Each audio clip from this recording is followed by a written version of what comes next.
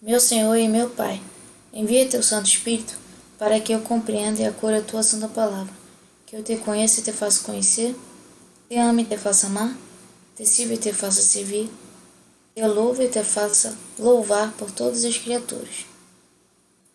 Faze, ó Pai, que pela leitura da palavra os pecadores se convertam, os justos perseverem na graça e todos consigamos a vida eterna. Amém. Quando rezamos, falamos com Deus. Quando lemos a Sagrada Escritura, Deus fala conosco. São Jerônimo. Eclesiastes 5. Não te apresseis em abrir a boca, nem o teu coração não se apresse em proferir palavras diante de Deus, porque Deus está no céu e tu na terra. Por isso sejam pouco numerosas as tuas palavras, porque muitas ocupações geram sonhos, e a torrente de palavras faz nascer resoluções insensatas. Quando fizeres um voto a Deus, realiza-o sem delonga, porque aos insensatos Deus não é favorável. Portanto, cumpre teu voto, mas vale não fazer voto que prometer e não ser fiel à promessa. Não permitas que tua boca faça pecar a tua carne. Nem digas ao sacerdote que foi isso apenas uma inadvertência. Para não suceder que Deus se irrite com essas palavras e reduza a nada a tua empresa. Porque muitos cuidados geram sonhos, e a torrente de palavras despropósitos. Assim, pois, teme a Deus.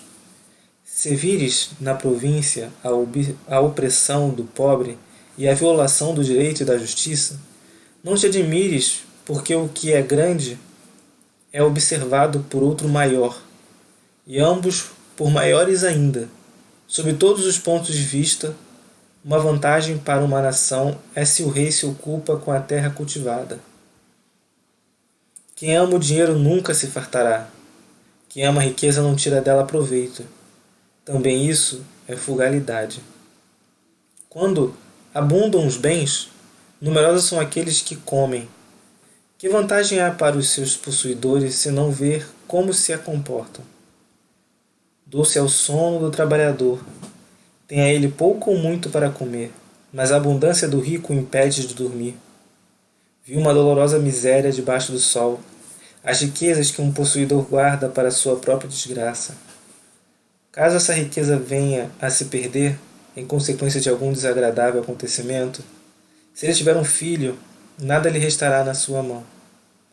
Nu saiu ele do ventre de sua mãe, assim nu voltará. De seu trabalho nada receberá que possa levar em suas mãos.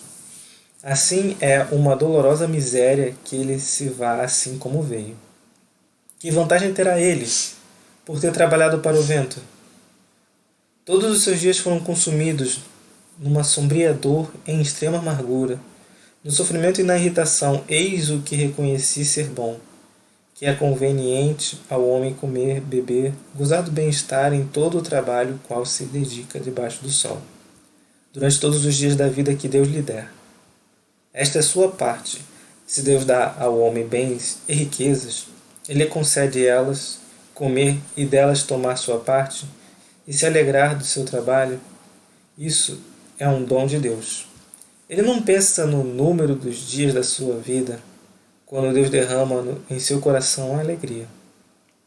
Eclesiastes 6.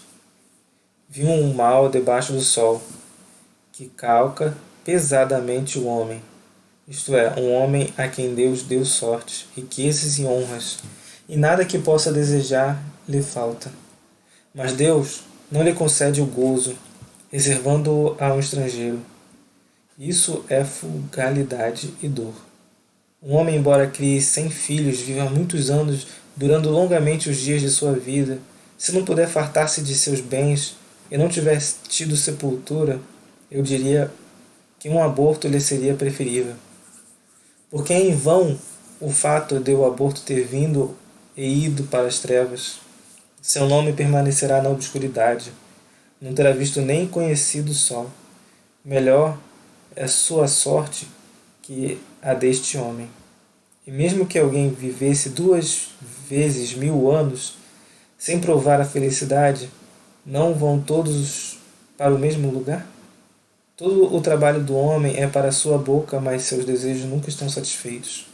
Que superioridade tem o sábio sobre o louco? Que vantagem há para o pobre saber se conduzir na vida? Mais vale o que vê em os olhos do que a agitação dos desejos. Isto é ainda a frugalidade e o vento que passa. A tudo o que existe, desde há muito, foi dado um nome, e sabe-se também o que é o homem. É incapaz de disputar com alguém mais forte que ele. Muitas palavras só aumentam a frugalidade.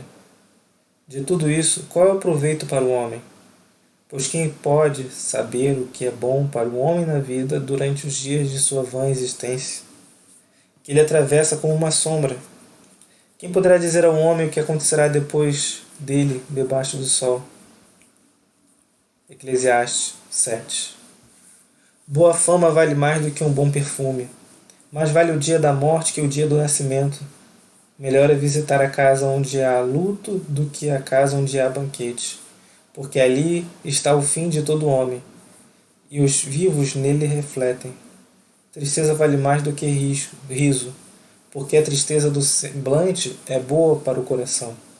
O coração do sábio está na casa em luto, o coração do insensato está na casa da alegria. É melhor ouvir a reprimenda do sábio do que a canção do tolo, porque qual o crepitar dos espinhos na caldeira, tal é o riso do insensato. E isso também é frugalidade. A opressão torna o sábio insensato, e o suborno corrompe o coração. Mas vale o fim de uma coisa do que seu começo. Um espírito paciente vale mais do que um espírito orgulhoso. Não cedas prontamente ao espírito da irritação, porque é no coração do insensato que reside a irritação. Não digas, porque os dias de outrora eram melhores do que os de agora? Porque não é sabedoria que te inspira essa pergunta. A sabedoria é tão boa para uma herança e é proveito aos que vêm ao sol. A sabedoria protege assim como o dinheiro protege. A vantagem do saber consiste em que a sabedoria dá vida a quem a possui. Considera obra de Deus. Quem poderá endireitar o que fez curva? No dia da felicidade se alegre, no dia da desgraça pensa, porque Deus fez um e outro de tal modo que o homem não descubra o futuro. No discurso de minha vã existência, vi tudo isso. Não há o justo que morre permanecendo justo e o ímpio que dura apesar de sua malícia. Não sejas justo excessivamente, nem sábio além da medida, porque te arruinarias a ti mesmo. Não sejas excessivamente mau e não sejas insensato, porque haverias de morrer antes da tua hora. É bom que guardes isto e que não negligencies aquilo, porque aquele que teme a Deus realizará uma e outra coisa. A sabedoria dá ao sábio mais força do que 10 chefes de guerra reunidos numa cidade. Não há homem justo sobre a terra que faça o bem sem jamais pecar. Não preste atenção em todas as palavras que se dizem, para que não ouças dizer que teu servo fala mal de ti. Porque teu coração bem sabe que tu mesmo muitas vezes falaste mal dos outros. Tudo isso cortei com sabedoria. Eu disse comigo mesmo, eu quero ser sábio, mas a sabedoria está longe de mim. Aquilo que acontece está longínquo, profundo. Quem poderá sondá-lo? Apliquei-me de todo o coração a perscrutar, a sondar a sabedoria e a razão das coisas, a reconhecer que a maldade é uma loucura e a falta da razão uma demência. Eu também descobri que a mulher é coisa mais amarga que a morte, porque ela é um laço, seu coração é uma rede e suas mãos são cadeia. Aquele que é agradável a Deus dela se livrará, mas o pecador será sua presa. Eis o que encontrei, disse o Eclesiastes, examinando uma coisa com outra para chegar à razão. Eis o que procuro continuamente sem descobrir. Encontrei um só homem entre 1000, mas nenhuma mulher entre todas. Somente descobri isto. Deus fez o homem reto, mas é ele quem procura os extravios. Eclesiastes 8. Quem é comparável ao sábio? Quem conhece a razão das coisas? A sabedoria de um homem ilumina-lhe o semblante e abranda-lhe a severidade de sua face. Observa as ordens do rei, e isso por causa do juramento feito a Deus. Não te apresseis a sair de sua presença, não te comprometas com um mau negócio, porque o rei faz tudo o que lhe apraz. Com efeito, sua palavra é soberana, e quem ousaria dizer-lhe: que fazes tu? Quem observa os preceitos não experimentará mal algum, e o coração sábio conhece o tempo e o julgamento. Porque para tudo há um tempo e um julgamento, e a desgraça pesa forte sobre o homem. Ele não conhece o futuro. Quem lhe poderia dizer como as coisas se passarão? O homem não é o senhor de seu sopro de vida, nem é capaz de retê-lo. Ninguém tem poder sobre o dia da morte, nem a faculdade de afastar esse combate. O crime não pode salvar o criminoso. Eis o que eu vi, aplicando o meu espírito a tudo o que se faz debaixo do sol. Quando o homem domina sobre o outro homem para prejudicá-lo. Vi ímpios receberem sepultura e gozarem de repouso, enquanto que aqueles que tinham feito o bem iam para longe do lugar santo e eram esquecidos na cidade. Isso ainda é fugacidade. Porque a sentença contra os maus atos não é executada imediatamente. O coração dos homens se enche do desejo de fazer o mal, porque o pecador culpado de 100 crimes vê sua vida prolongada. Eu sei, no entanto, que a felicidade é para os que temem a Deus, porque respeitam a sua face. Mas não haverá felicidade para o ímpio, que como sombra não prolongará sua vida, porque ele não teme a Deus. Não há outra fugacidade que acontece sobre a terra. Há justos aos quais acontece o que conviria ao proceder dos ímpios, e há ímpios aos quais acontece o que conviria ao proceder dos justos. Digo que isso também é fugacidade. Por isso, louvei a alegria, porque não há nada de melhor para o homem debaixo do sol do que comer, beber e se divertir. Possa isso acompanhá-lo no seu trabalho ao longo dos dias que Deus lhe concede debaixo do sol. Quando seu espírito se entregou ao estudo da sabedoria e à observação dos trabalhos, que há sobre a terra, porque nem de dia nem de noite os olhos do homem encontram repouso. Verifiquei em toda a obra de Deus que o homem nada pode descobrir do que se faz debaixo do sol. Ele se fadiga a investigar, mas não encontra. E se mesmo um sábio pensa ter alcançado isso, não acontecerá. Salmo 144. Louvor de Davi. Ó meu Deus, meu Rei, eu vos glorificarei e bendirei o vosso nome pelos séculos dos séculos. Dia a dia vos bendirei e louvarei o vosso nome, eternamente. Grande é o Senhor e sumamente louvável, insondável é a sua grandeza.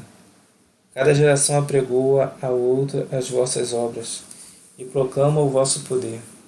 Elas falam do brilho esplendoso de vossa majestade e publicam as vossas maravilhas.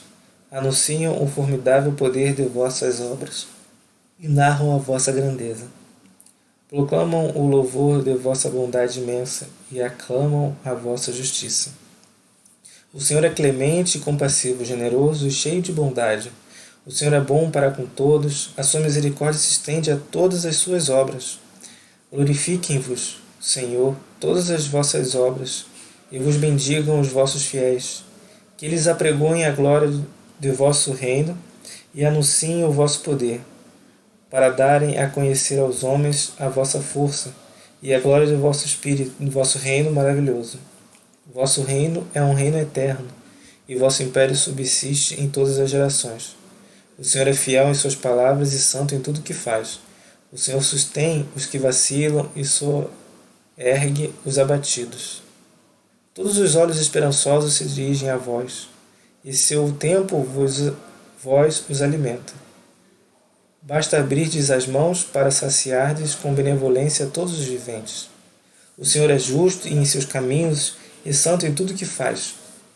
O Senhor se aproxima dos que o invocam, daqueles que o invocam com sinceridade. Ele satisfará o desejo dos que o temem, ouvirá seus clamores e os salvará. O Senhor vela por aqueles que o amam, mas exterminará todos os maus.